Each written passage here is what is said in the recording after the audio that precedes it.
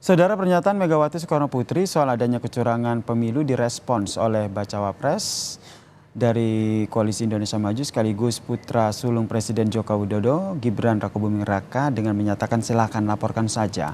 Apakah kekhawatiran soal kecurangan pemilu ini imbas dari putusan MK yang berujung pada Gibran yang maju jadi cawapres?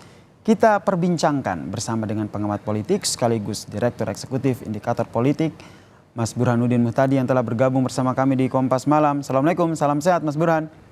Waalaikumsalam Yasir. Ini nampaknya saling jawab begitu ya. Dikatakan jangan sampai ada kecurangan, kemudian direspon oleh Gibran Rakabuming Raka dengan menyatakan ya kalau ada kecurangan silakan laporkan saja. Anda membacanya seperti apa nih soal kecurangan pemilu yang saling disampaikan oleh kedua belah pihak? Yang menarik kan pernyataan ini disampaikan oleh Ibu Megawati Soekarno Putri, Mm-mm. Ketua Umum Partai terbesar pendukung pemerintahan Jokowi. Nah, kalau misalnya disampaikan oleh koalisi partai pendukung Anies Baswedan, itu sesuatu hal yang kita bisa pahami karena bagaimanapun Anies Baswedan membawa narasi perubahan dan selama ini dikenal sebagai capres antitesis dari Presiden Jokowi. Nah, sekarang disampaikan oleh Ibu Mega sebagai partai pendukung pemerintah utama, bahkan yang membesarkan sekaligus melahirkan Presiden Jokowi Mm-mm. di saat 3 bulan jelang pemilu. Jadi saya membaca pernyataan Ibu Mega ini dari sisi politik adalah deklarasi terbuka, tanda kutip ya, melawan capres yang didukung dan direstui oleh Presiden Jokowi, yaitu Prabowo dan Gibran Rakabuming Raka. Jadi dari sisi politis ini Mm-mm. semacam garis pemisah yang membedakan antara Ganjar Pranowo yang didukung oleh Ibu Mega Mm-mm. dengan Prabowo yang didukung oleh Presiden Jokowi. Dari Garis sisi pemisah ini apakah sebagai bentuk penegasan begitu Mas Burhan, maaf saya potong, terkait dengan hubungan antara Joko Widodo dan juga PDIP, terutama Megawati, bahwa memang sudah tidak baik-baik saja? betul, jadi makin memanas, makin meruncing, karena kalau kita baca secara politis kan pernyataan tersebut bisa juga dibalik, karena bagaimanapun PD Perjuangan juga punya akses terhadap pemerintahan Jokowi, punya menteri di kabinet Presiden Jokowi, mungkin juga Mm-mm. berapa di antaranya punya akses terhadap instrumen kekuasaan. Tetapi ketika itu disampaikan oleh Ibu Mega, kita baca bahwa memang ini semacam penegasan bahwa Ibu Mega dengan Pak Jokowi punya rute yang berbeda menuju 2024. Meskipun dari sisi substansi ya, Mm-mm. menurut saya apa yang digelisahkan oleh Ibu Mega itu masuk akal. Karena bagaimanapun isu imparsialitas aparat, isu netralitas negara ini kan menjadi isu yang dominan menggantikan isu politik identitas yang pernah kita ributkan ya di 2019.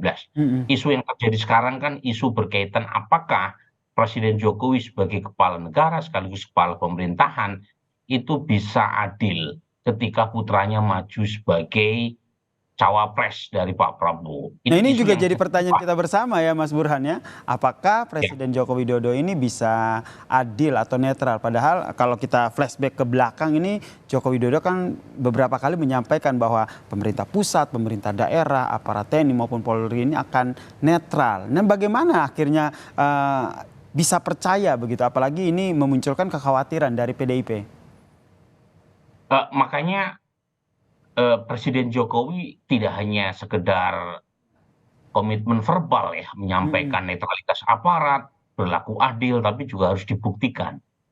Jadi pembuktian itu tidak sekedar melalui lisan atau gimmick, tetapi harus dibuktikan bahwa memang beliau sebagai kepala negara harus adil dan netral.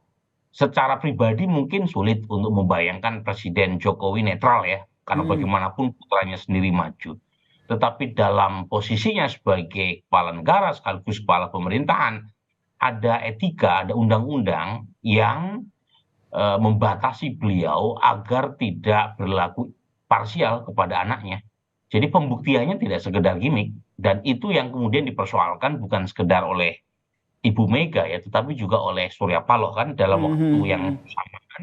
Surya Paloh sebagai kingmaker-nya dan sekaligus sebagai pendukung utamanya Anies Baswedan kan mengeluarkan statement serupa. Cuma buat kita kan Surya Paloh tidak punya nilai politik yang tinggi karena beliau menjadi pendukung Anies Baswedan yang notabene memang tugasnya mengkritik pemerintahan. Mm-mm. Yang terjadi sekarang justru Ibu Mega. Dan posisi Ibu Mega sendiri kan gamang ya secara politis ya. Kalau pakai narasi perubahan, narasi itu sudah diambil oleh Anies Baswedan.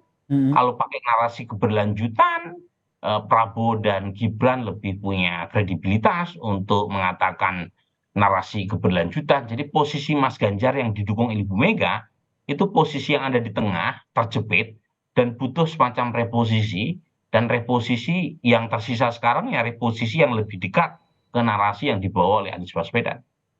Nah, ini yang jadi menarik untuk kedepannya. Apakah nanti reposisi dari Ganjar Gibran ini semakin Ganjar Mahfud maksud saya ini semakin mempertegas bahwa mereka tidak bagian dari Presiden Joko Widodo, karena kita tahu bahwa Mahfud MD sendiri merupakan menteri dari Presiden Joko Widodo.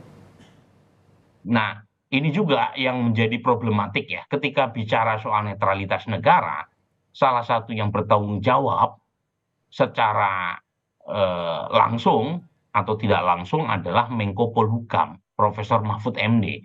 Sementara Profesor Mahfud MD menyatakan tidak akan mundur. Beliau hanya mengambil cuti ketika masa kampanye tiba. Jadi ketika beliau dalam posisi sebagai Menko Polhukam tidak mengundurkan diri dari jabatannya, ketika ada kritikan berkaitan dengan kecurangan negara, kecurangan pemerintah, sebagian telunjuk kembali ke alamat pengirim.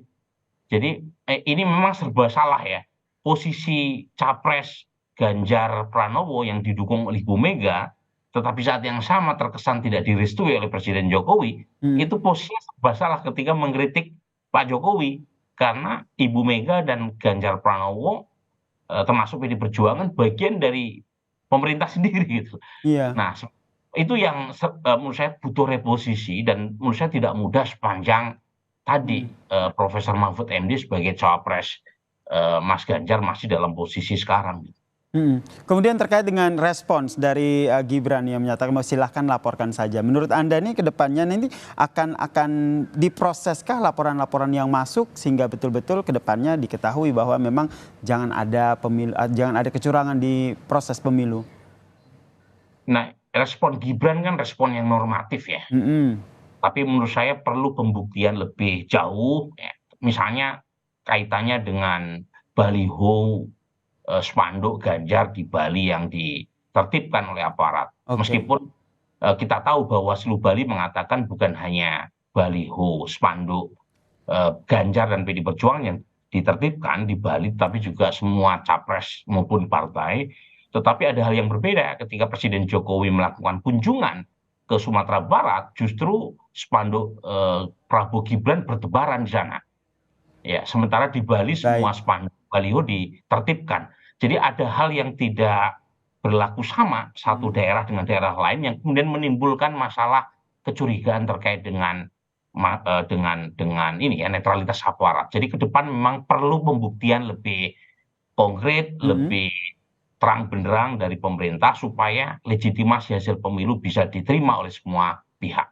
Baik, terima kasih Direktur Eksekutif Indikator Politik Mas Burhanuddin Muhtadi telah bergabung bersama kami di Kompas Malam. Salam sehat Mas Burhan. Terima kasih.